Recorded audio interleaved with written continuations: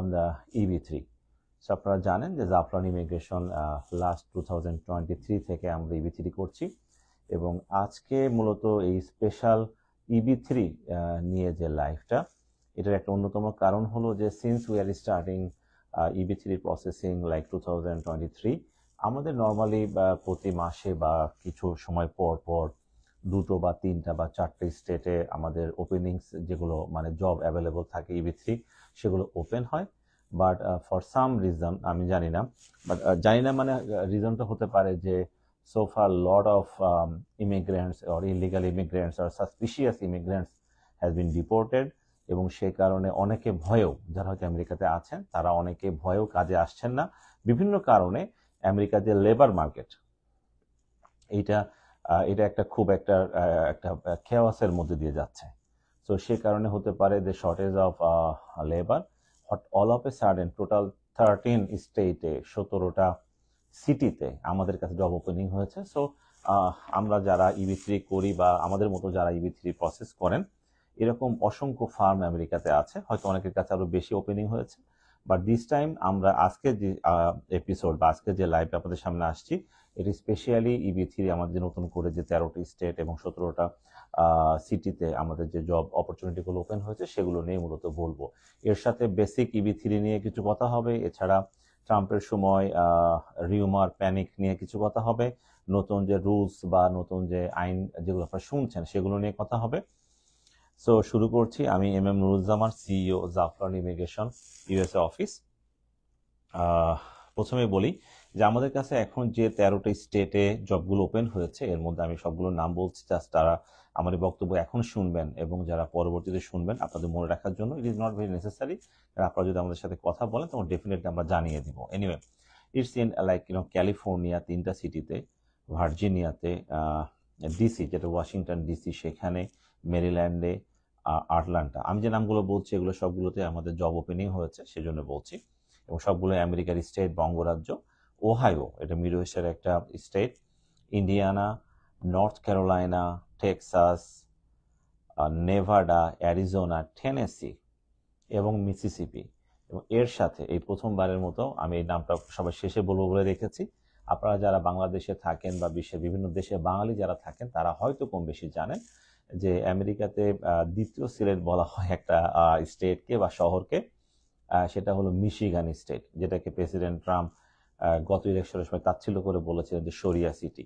তো এর আগে কখনো ডেট্রয়েটে বা মিশিগানে আমাদের EB3 ওপেন হয়নি, বাট ফরচুনেটলি এবার দুটো পজিশনে আমাদের ডেট্রয়েটে মানে মিশিগানে আমাদের কয়েকটা পোস্ট ওপেন হয়েছে। সো যারা EB3 নিয়ে প্রসেস করতে আগ্রহী তাদের জন্য এই লিস্টটা ছিল। এবং কাজের যে ধরন বা স্যালারি সেগুলো নিয়ে আমি একটু বিস্তারিত বলি। এখানে বেশ কিছু জব আছে, বিশেষ করে যেটা ক্যালিফোর্নিয়াতে। এই জবগুলোর ক্ষেত্রে কিছু কিছু জবে আমাদের ফিমেলদেরকে অগ্রাধিকার দেওয়া হবে।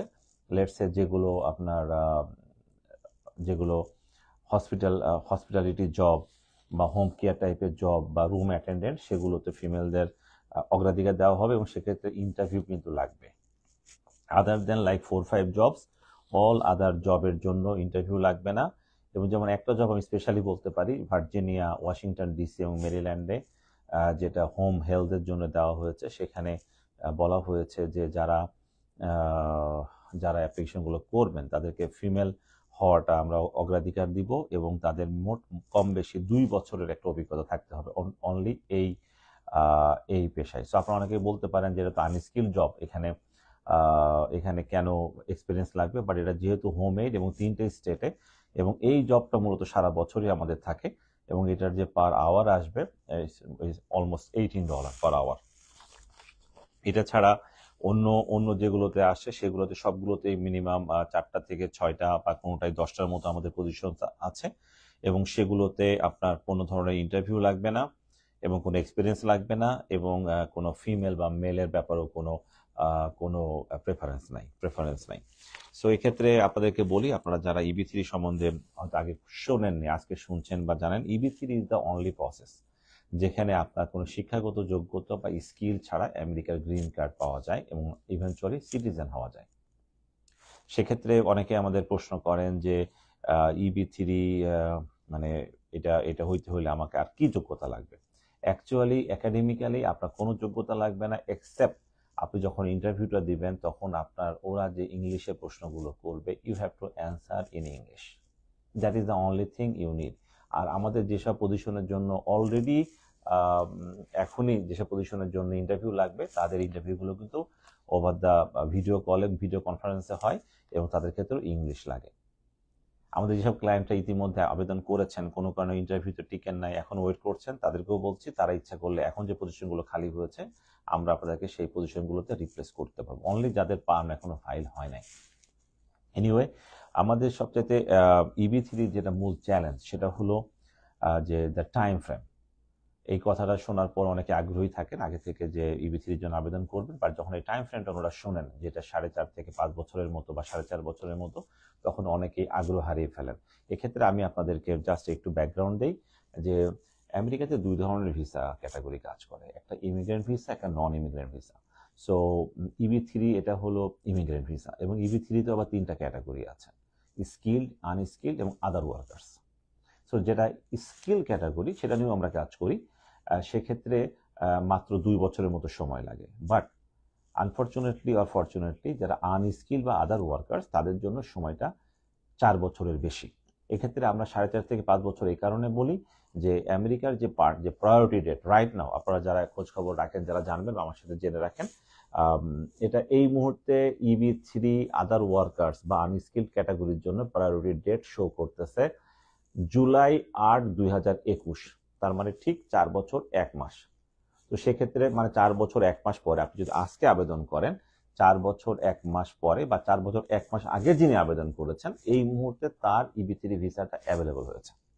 বাট সেক্ষেত্রে আমরা সময় বাড়িয়ে বলি, এই কারণে সময় বাড়িয়ে বলি যে ঢাকা যে US এম্বাসি, সেখানে আপনারা সবাই জানেন যে এখন একটা এখনো পর্যন্ত আমি যতদূর জানি এখন একটা মানে আগের মতো স্মুথলি যাচ্ছে না, তাদের সময় অনেক বেশি লাগছে। তো সেক্ষেত্রে অনেকেই হয়তো মন্তব্য করেন যে বাংলাদেশে যেটা হয়ে থাকে যে আমরা যদি নিজেরাই 4.5-5 বছর বলি, না জানি এটা 7-8 বছর লাগবে। আসলে বিষয়টা সেরকম না। আপনারা you can check your Google, you can check online, right now the priority date showing just 4 বছর 1 মাস।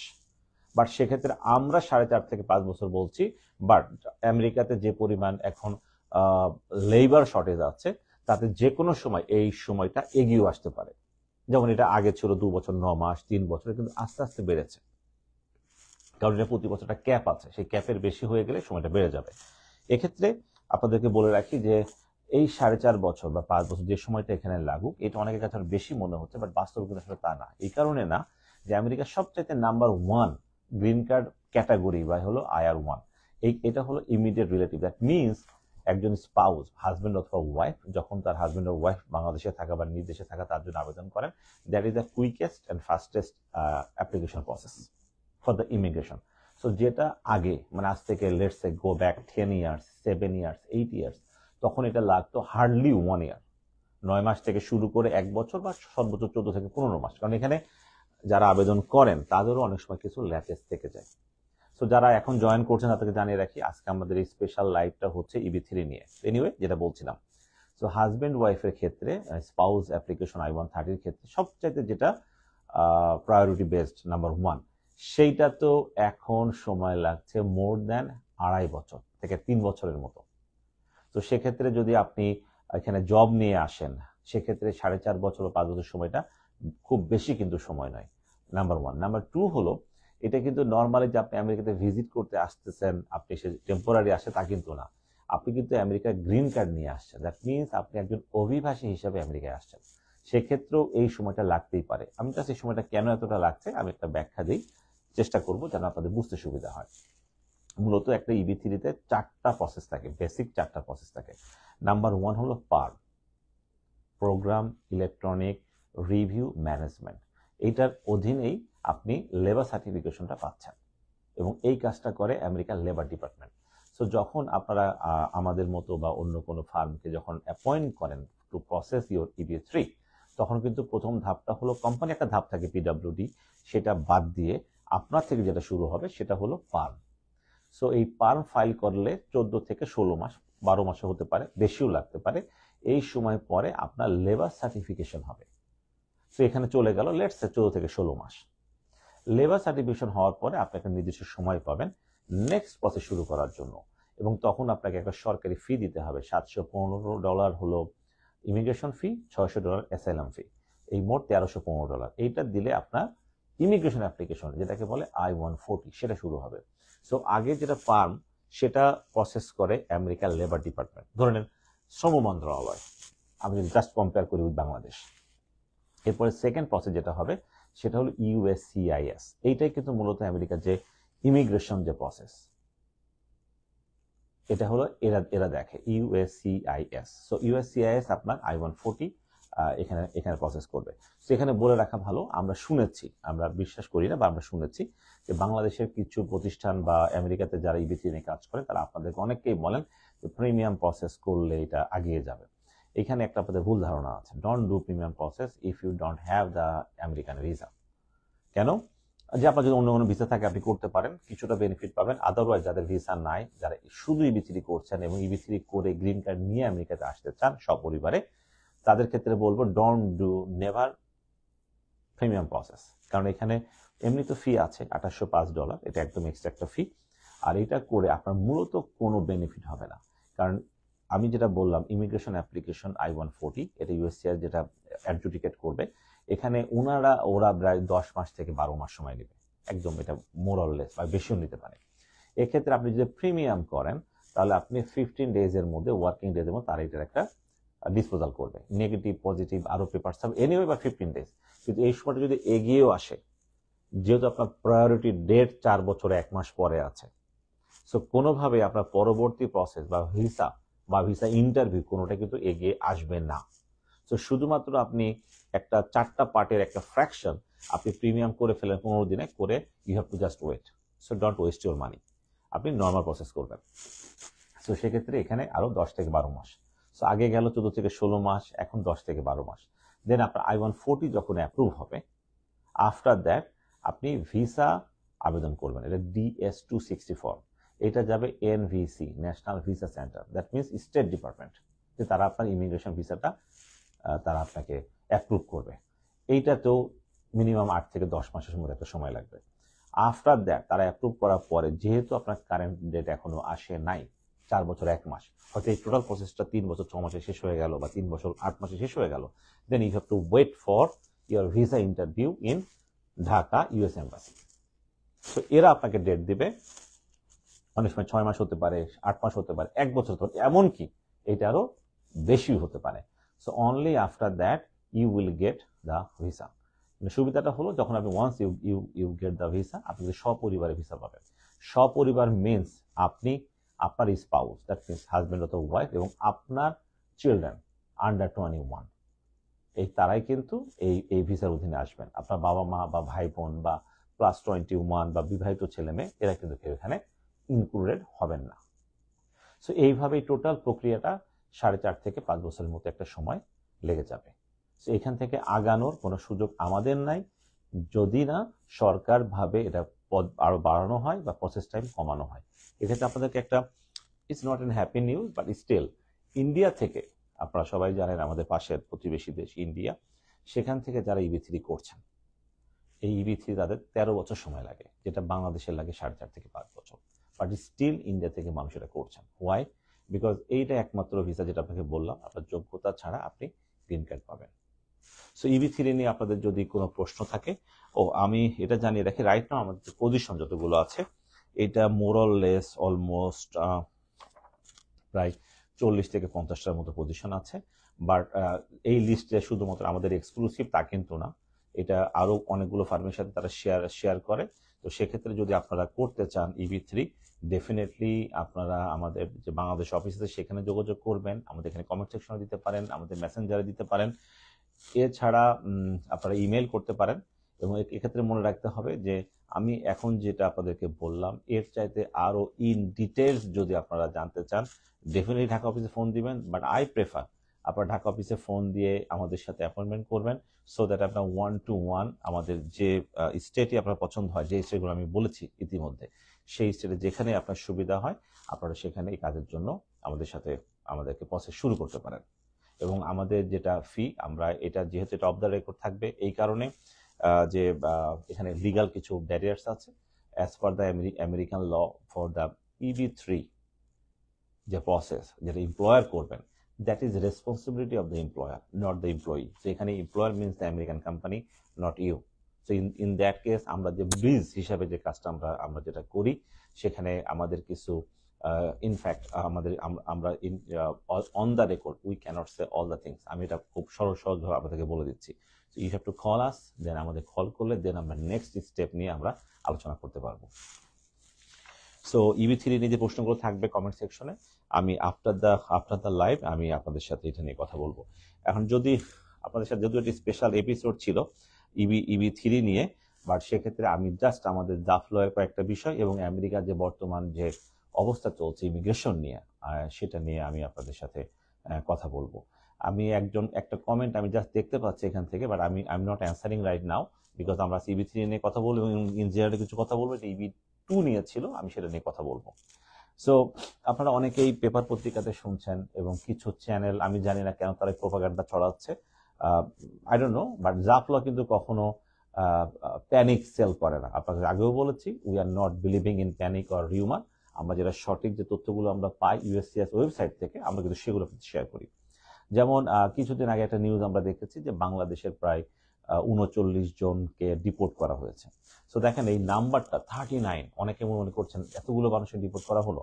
আপনাদের যাদের আমেরিকার সম্বন্ধে ধারণা নাই বা হয়তো বা আছে, আপনারা হয়তো ভাবেননি, আমেরিকাতে 5 থেকে 7 লাখ, আবার কেউ কেউ বলে যে এটা হলো হিসাবের মধ্যে, হিসাবে আরো 2-3 লাখ, মানে মোরালেস 10 লক্ষ বাংলাদেশি আমেরিকাতে থাকে। বাট আমি এই সংখ্যাটা এখানে যেতে চাচ্ছি না।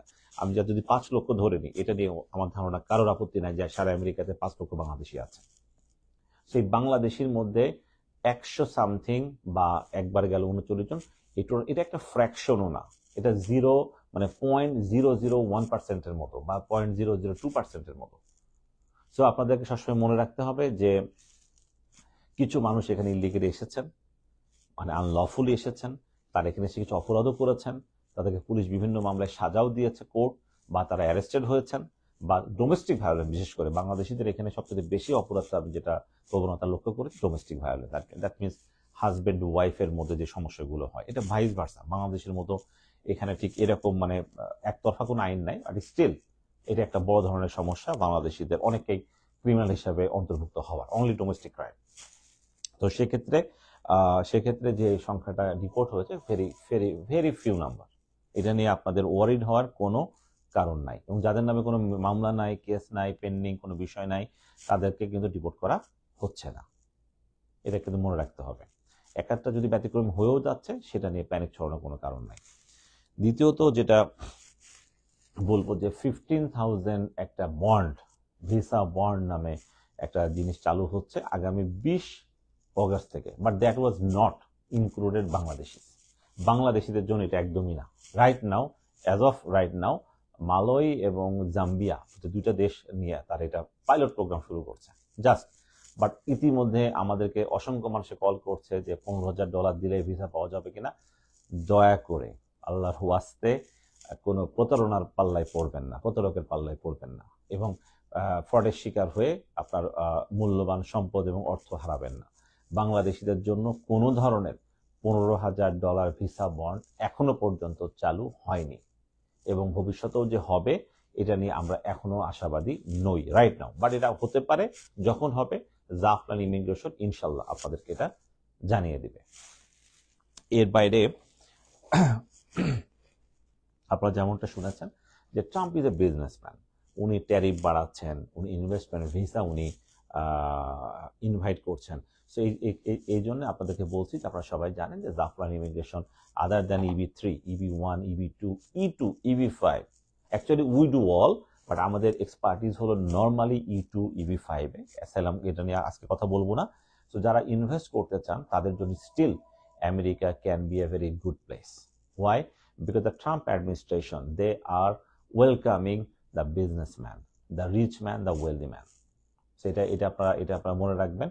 পৃথিবীর আনাচে কানাচে অনেকেই আছেন বিভিন্নভাবে ইনভেস্ট করেন, but they have no pathway to obtain, having the citizenship. But America has the enormous opportunity for those who can invest here, stay here, work here, and eventually can get the citizenship and bring the rest of their family from Bangladesh.